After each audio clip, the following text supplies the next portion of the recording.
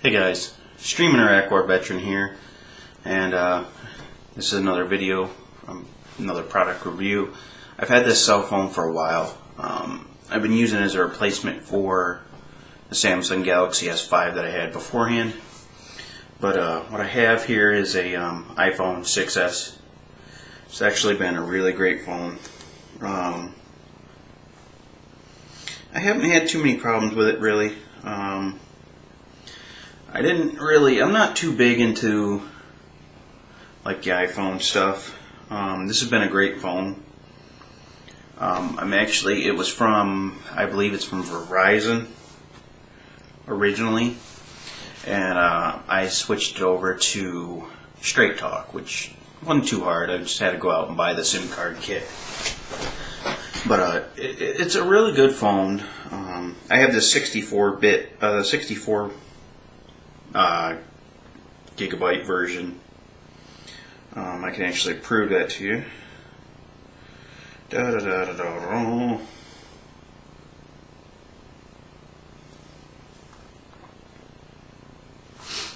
If you look,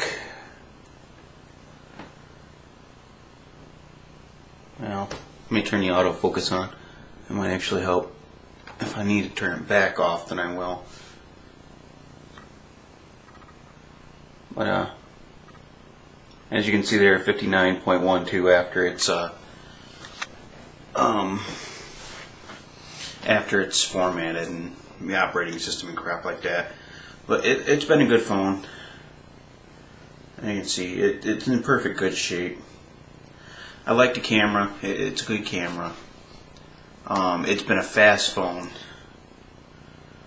When I use the LTE and stuff like that, it's actually really good, depending on where I am.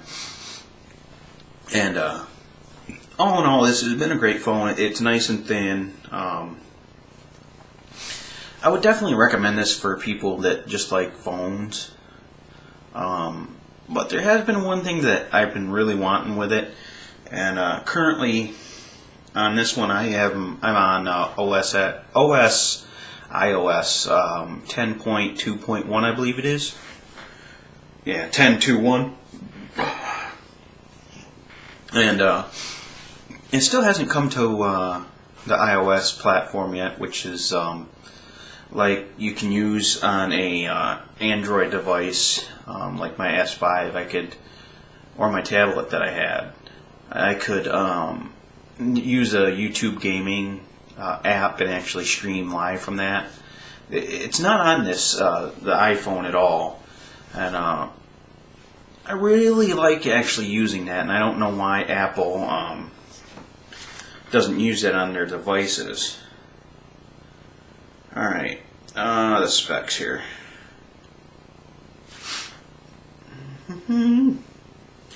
Alright, it's a 4.7 inch screen, which I do get disappointed with Apple if you're looking at their screen resolution and stuff, because even the 6S that I have is a 4.7 inch screen that's 750 by 1334 pixels, which on today's standard it's a 720 screen.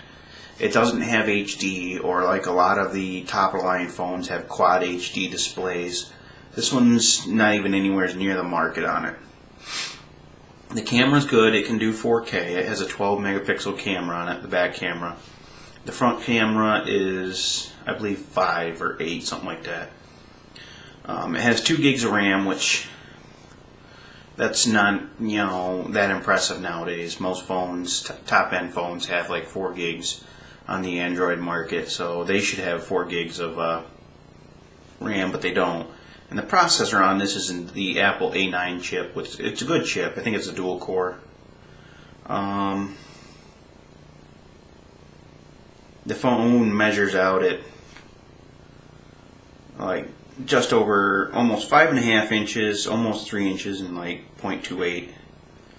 And it's only 143 grams. It takes a nano SIM. LED backlit IPS LCD screen, 16 million colors. pixels per inch is kind of low compared to a lot of phones, but it's still nice. It's 326 pixels per inch.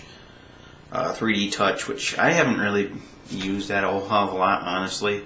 I think it's more of a gimmick than anything. It's kind of cool if you really are into that sort of thing, but I haven't really noticed me using a lot, so it doesn't make a difference for an average phone user. And I do play games quite a bit on it. And like I said, I got the 12 megapixel, camera. I got the 64 gig version. Yeah, the front is a 5 megapixel.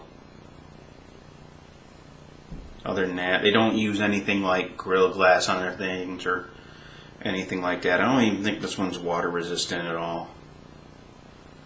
I'm thinking about going back to Android again. I don't know if I'm going to get a Samsung Galaxy S7 or something on that line, S7 Edge or something on that line, like I said.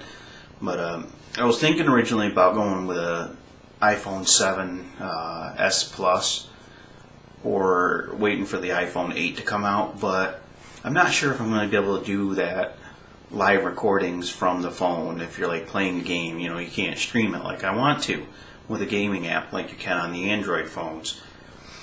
And the other thing that I don't like, that a lot of other people don't like also, is the fact that after the iPhone 6, the 7 doesn't have that headphone jack anymore. I know it helps for their waterproofing, but that's not a necessity to me. I don't take my phone out in the rain, and if I'm on a boat or something, I don't need the damn thing with me, or it's in a waterproof bag, so I don't really have any issues of water. And a lot of people don't like the fact that you have to use that attachment that they give you that goes into the lightning connector on the bottom to headphone jack.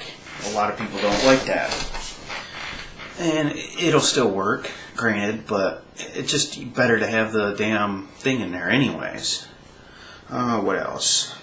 Some things that I do like about the iPhone, is the fact that I like the camera. It is nice. I like the maps. Reason I got this originally was I had an iPod Touch for years and years, and I built up quite a bit of apps and movies and stuff on the Apple Store, and I got tired of it sitting around, so that's why I ended up buying this from somebody. I actually bought it secondhand.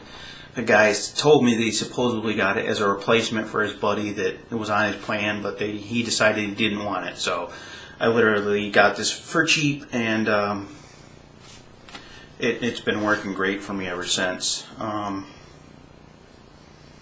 I do like everything on here. I haven't had any problems with the apps, besides streaming. I can't do that on the iPhone at all, which I don't like that. Another thing I like that you can do is you can either go with the 6 rows of icons right there, or if you go under the settings, if I can remember where the hell it is.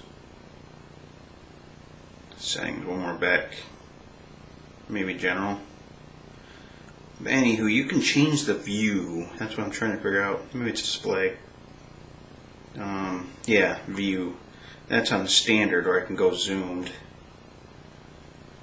And you'll see the difference here shortly once it resets. Well, I think it just resets everything else. It doesn't actually reset the phone. See, that's the zoomed. Instead of 6, you get 5 rows of apps in there, and everything's a little bit bigger. I mean, that would be for more people that maybe have issues with sight or anything like that, but you can see the apps look quite a bit bigger. Actually, I might leave it that way for a little while. I don't know. Oh no, I won't. I'll put it back. But I do like that.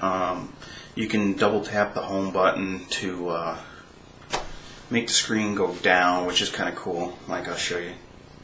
Double tap and see how it goes down. I guess it makes it easier for if you want to reach up here and bring down your notifications or anything like that. You can go to the left and you got your status crap, suggestions. But it's a good phone overall. Other than that, I can't think of anything else much to say about it. So I'm going to end this video here. I am the Stream and Iraq War veteran, and I hope to see y'all again soon. Have a good one.